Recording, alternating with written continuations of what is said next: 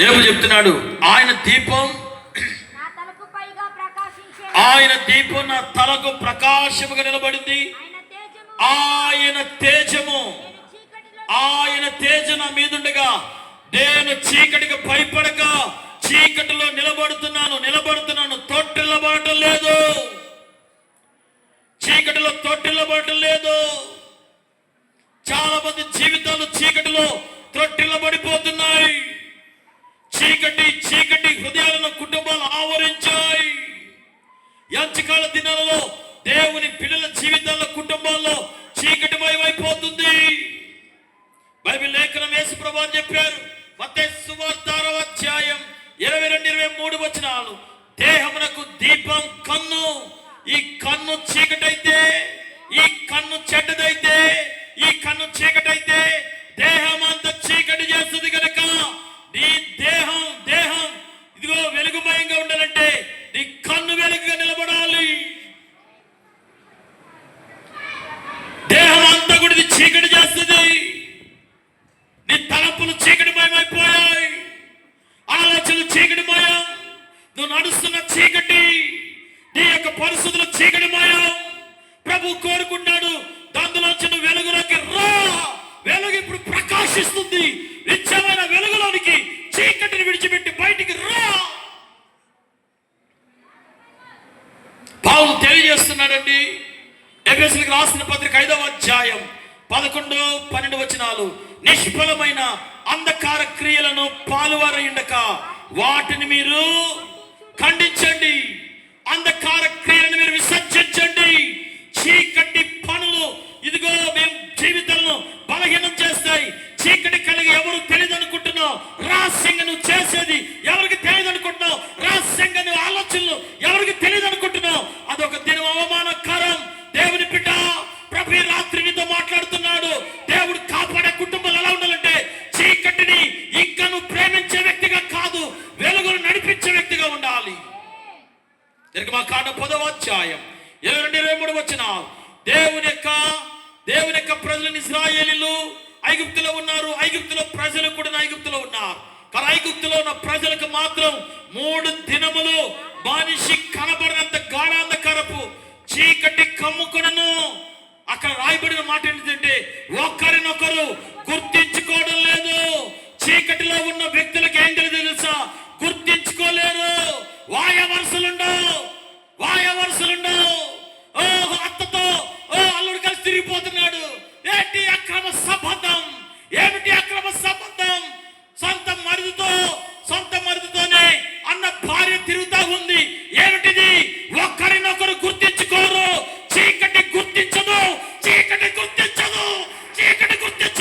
అది వెలుగును చూపించకుండా నిన్ను నీ కళ్ళను అది పూర్తిగా మసక బారినట్లు చేసి ఆనందంగా ఉన్నట్లుగా తిరిగింపజేస్తుంది.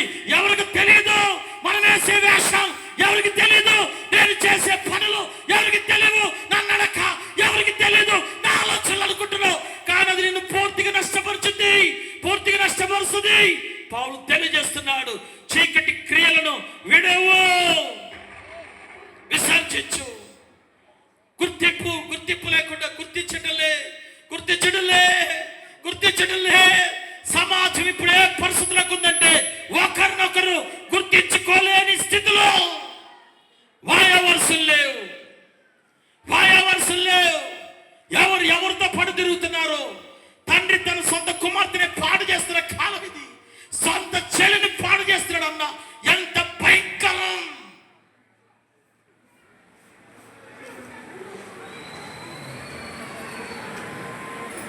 దేవుడు తెలియజేస్తున్నాడు, చీకటి సంబంధమైనది అందులో నుంచి, అటు క్రియల్లో నుంచి నువ్వు బయటికి రావాలి. కారణం ఏంటి తెలుసా? వెలుగు నీ కొరకే ప్రకాశిస్తుంది.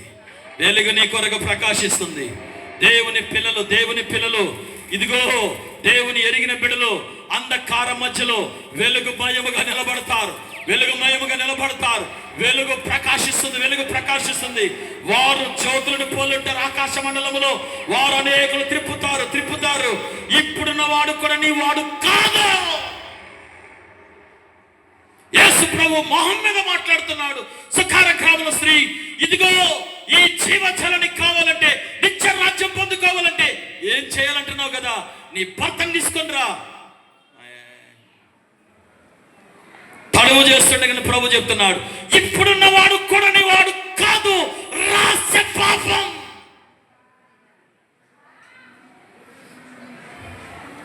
రహస్యపు ఆలోచనలు నా దేవుడు ఎరగడనుకుంటున్నారు.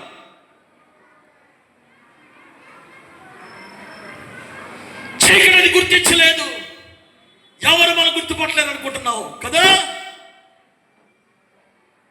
దినమది నిన్ను అవమానకరంగా నిలబెట్టకపోనిపే, నేను పాపిని, నన్ను క్షమించాలి, విడిచిపెట్టిరా, విడు, నన్ను క్షమించి ప్రభా, నన్ను క్షమించి ప్రభా. నన్ను క్షమించిన దేవుడు నిన్ను క్షమించడానికి సిద్ధంగా ఉన్నాడు.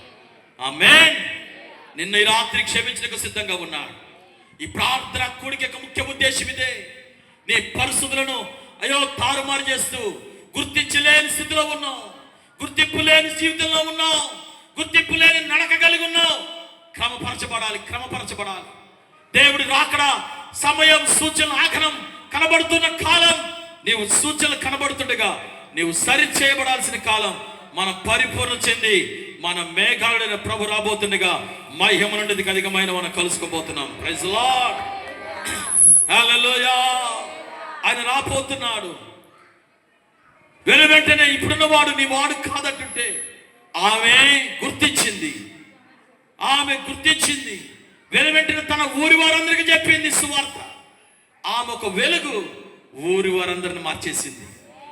నీ ద్వారా అనేకులు దేవుని వైపుకి నడిపించబడాలి. స్తోత్రం చెప్పండి. హల్లెలూయా, హల్లెలూయా. ఒక రోగిని ప్రభు దర్శించాడు, ఒక రోగిని దేవుడు దర్శించాడు. అతను ఊరికినే ఉండలే, 35 సంవత్సరాల రోగి. అతను ఆరోగ్యం పొందగానే ఊరి వారందరికీ సువార్త ప్రకటిస్తున్నాడు. ఒక దయ్యం పట్టిన వాడు దేవుడు దర్శించాడు. ఎవరు అతని దగ్గరికి పోలే. ఇనుప గొలుసులు కట్టేసి సమాధుల దొడ్డిలో పెట్టేశారు. సమాధుల దొడ్డిలో ఉన్నాడు అతగాడు సమాధుల దొడ్డిలో ఉన్నాడు. మనం సమాజంలో ఉంటున్నాం. తను దయ్యం పట్టిన వాడు తాను గాయాలు చేసుకుంటున్నాడు. మన మాటల చేత, కుటుంబాల మాటల చేత, బంధువుల మాటల చేత గాయపరుచుకుంటూ ఉన్నాం. గాయాలు. ఎవరు ఎక్కువ, ఎవరు తక్కువ, ఎవరు తక్కువ. దేవుడు అతను దర్శించగానే వెంటనే అతనున్నటువంటి ప్రాంతం ఊరి వారందరికీ కూడా సువార్త ప్రకటించాడు. స్తోత్రం చెప్పండి గట్టిగా. హల్లెలూయా. ప్రభువుని ఎరిగినటువంటి కుటుంబాలు, ఆయన కాపాడే కుటుంబాలు ఎలా ఉంటుంది తెలుసా? ఆయన కాపాడే కుటుంబం నెమ్మదిగా పూర్ణ శాంతంగా ఉంటుంది. ఎలా ఉంటుంది చెప్పండి, గట్టి చెప్పండి. పూర్ణ శాంతంగా చేస్తాడు దేవుడు. అట్టి రీతిగా తన పిల్లలను ఆశీర్వదకరంగా ఎప్పుడైతే పరిస్థితులను నువ్వే స్థితిలో దాన్ని విడిచిపెట్టి రాగలుగుతావు,